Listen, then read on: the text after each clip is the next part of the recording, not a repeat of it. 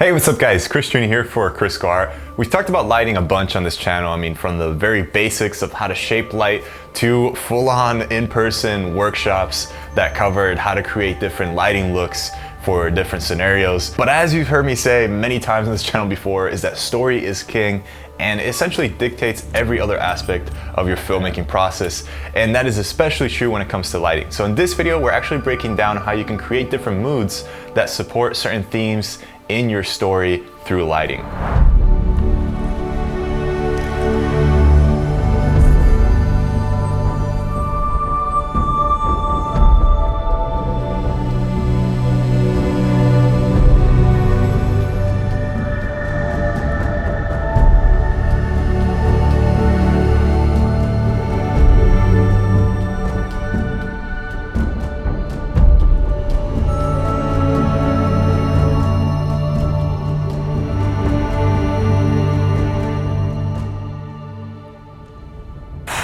Okay, so this is such a broad topic. There's so much to talk about moody lighting. What does that even mean? So I think what I'm gonna do for this episode is to dial it into a very specific project that I shot over in Berlin. It was a series of live sessions that I did for the very amazing and talented songwriter and singer, Steven Eli. And I'm picking this example because we had one space and we had to shoot 4 different songs that had 4 different stories, and that all had to be translated visually with lighting. So in this video, I'm gonna just guide you through that process of some of the ideas that I had and I applied to lighting to create different moods depending on what the song was about. And you can use this for music videos, but you could definitely use this for short films, for any visual piece really, because some of these ideas here are just applied to live session recordings, but it could really be about anything. So let's get started with the first track.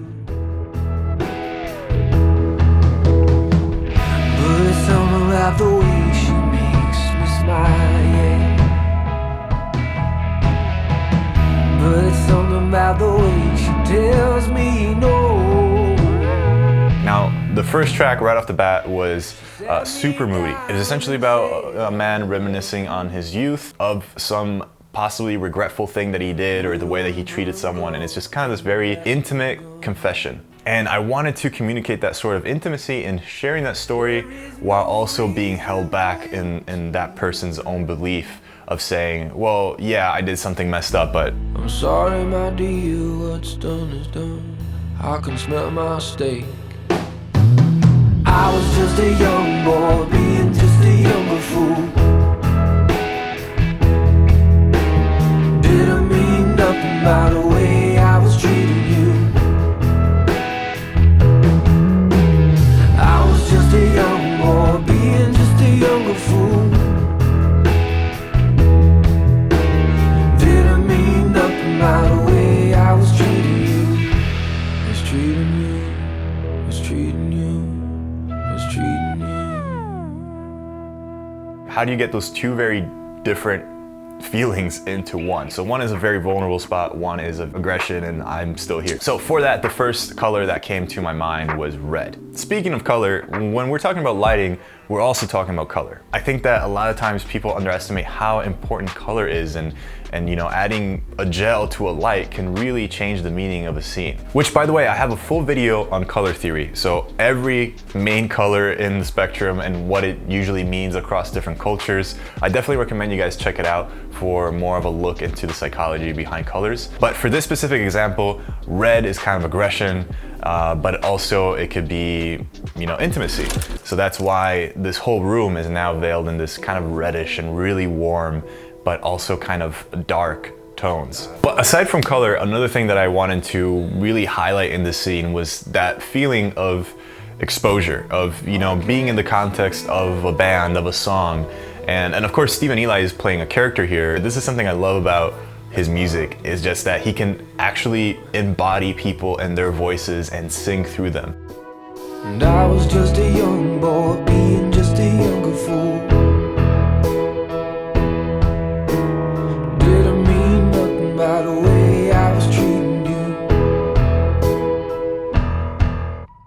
It's nice to work with people like that, where it's like, we're up here, you know, bring your part of your craft here or higher, and I love being in an environment like that challenges me. So with that being said, it's this character exposing this really personal story in the context of a group, of a band, and in this live session scenario, I wanted to highlight that with putting literally what seemed to be like a spotlight over him. And the way we did this is we had a 120D. I was terrified for this because I had to tie it up with different ropes, and I'm hanging this massive light in this like multi-million-dollar studio where if this crashed down on anything,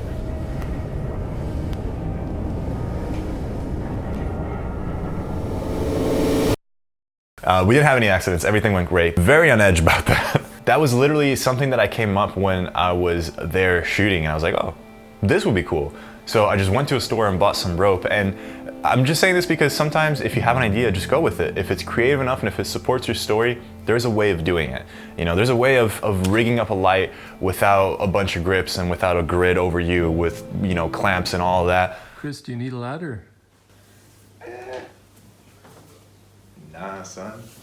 So we put up this light, it was over our subject, and I also put, I believe, a CTO gel inside of it, just something to warm it up even more. When I bought the rope, I also bought a bunch of candles, stuffed them in my backpack, and that was enough to give a little bit of something different to the environment, two different set pieces that again really wrap the idea of the lighting that much more, because when you're watching this, you're not really questioning like, where's this red light coming from? You get it, it's a style, but it's also little things like the candles being red. Of course, red candles don't emit red light, but it's enough for you to not question it, hopefully. So that is the main lighting setup, and of course I had 2 ice lights and a Tri-8 that I kept swinging around. That's it, that's all I had because that's all I could pack. So I had to really work with, you know, okay, here's a wide shot. So let's make sure that the group looks good. Let's make sure that they have this really nice backlight. And again, I also allowed myself to have enough room with the rope where I can move the spotlight, maybe pull one side of the rope to just kind of like angle it up a little bit more, so that for the wide shot, I had more of a backlight with all of the band members, and I had the red ambience, and everything was established then. But then when I move into the close-ups, now I can really add some polishing touches, like moving a light closer in for a kicker. And these are things that, you know, will really elevate your scenes. So don't think that you have to set up your lighting once and that's it. When you go into a wide shot to a close-up, you can get away with a lot, and movies do it all the time. You might not see a kicker on a person in the wide shot, but then when it cuts to a close-up, they have it, and that's all because they can sneak in a light off a frame, whereas in a wide shot, they really can't. So I'm sidetracking again, but that's just some things to keep in mind. We talked about movement a little bit when it comes to being handheld. I think that just as lighting, this can be a huge asset to telling your story, to conveying those themes that you have in mind. All right, almost at the other shoot. The band's about to come back in. It's going really, really smooth. So in these music videos, obviously very different vibes. Some I was handheld like I mentioned, but when I wasn't, I was using a slider. This slider is seriously amazing. This is a syrup slider. I've mentioned it before. I've used it a bunch of times. So I have the shorter version, I have the longer track, but since I'm traveling, I had to do it with a shorter one. But you can take this out and it can extend all the way into infinity. And it allowed me to get some really spot on, very smooth and slow movements. Don't think that you have to have a go-to tool. You just have to really understand what you're shooting, and then based on that, you're gonna choose whether to be on a tripod, handheld, or on a syrup slider or anything else.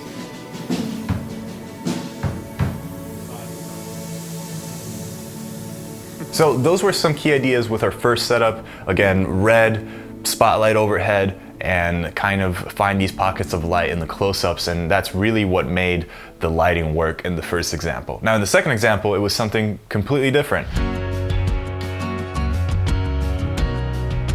We moved away from a lockdown tripod shot to slider shots to now a lot more movement. We're handheld, and it's actually one take. This entire song was actually practiced like 25 times. Do it again, keep the energy here. I mean, it was kind of insane, but it was so crucial to get all those movements down to a T when it came to having one continuous shot where, you know, I was doing all these like focusing, zooming. I literally had my hand like this on the lens to kind of catch all these different moments. So that was the first major difference when it came to camera movement, but the lighting was also very different. Now, the 120D that I had over as a spotlight in the previous setup is now all the way in the back of the studio without a dome attachment, for now, it's literally just the bare light placed over there with a blue gel, and then we hazed up the room entirely so that we could create this wall of blue ambience behind the band. And then we just used a series of practicals and just the ice lights and the Tri-8 in a combination where they were acting as kickers and key lights, but with much warmer tones that could contrast with that blue background. And again, this is kind of creating intimacy in a very different way now, because I want the camera to be the audience where we're right there with them, jamming with them, seeing what the guitar player is doing, moving on to the drums. But I also don't want to have the eye kind of wander around in this very beautiful studio that could very easily catch your eye because it has so many cool elements in it. Creating that separation, that wall of blue light behind the band kind of wraps everything in and dials it in a little bit more so that you can actually focus on what they're doing without having so many distractions. So that's where you can use color contrast and separation with light and with color to your full advantage so that you can really guide your audience's eyes to what you want them to focus on. This one, for example, went for a more natural and less stylized daylight look. Escape, but there's nothing, and it's bringing me down. And I love the way that she smiles. Gonna give it to me one more time. I love the way that she smiles. Gonna give it to me one more time. We're still playing with the same ideas, so we're still introducing kickers for dimension. We're still, matching the warmth of the color of the light. Just look at whatever piece you're treating, whatever script, whatever song you have to listen to for a music video. Really understand your material, really understand your references, what you're starting from, whether that's a script, whether that's a song for a music video, whatever it is, understand the material fully. Like, not just, oh, I get it, I emotionally get it. And then you can match that with lighting, with colors, so much more, because you're invested in between the lines of the script. I really think that these are the ideas that separate amateur from professional videos, because it's definitely not the camera, it's definitely not the lighting, it's really how you use these tools. And if you have the right ideas and just the right intent behind it, you can really elevate your work instantly. So if you're doing a music video, listen to that song over and over and over again. Make sure that you're very familiar with it. And even at a subconscious level, you could be coming up with ideas in your sleep because you're so familiar with it. You start to put a lot of intention behind the why of why you're doing certain things when it comes to lighting, when it comes to camera movement. I'll keep you safe and sound.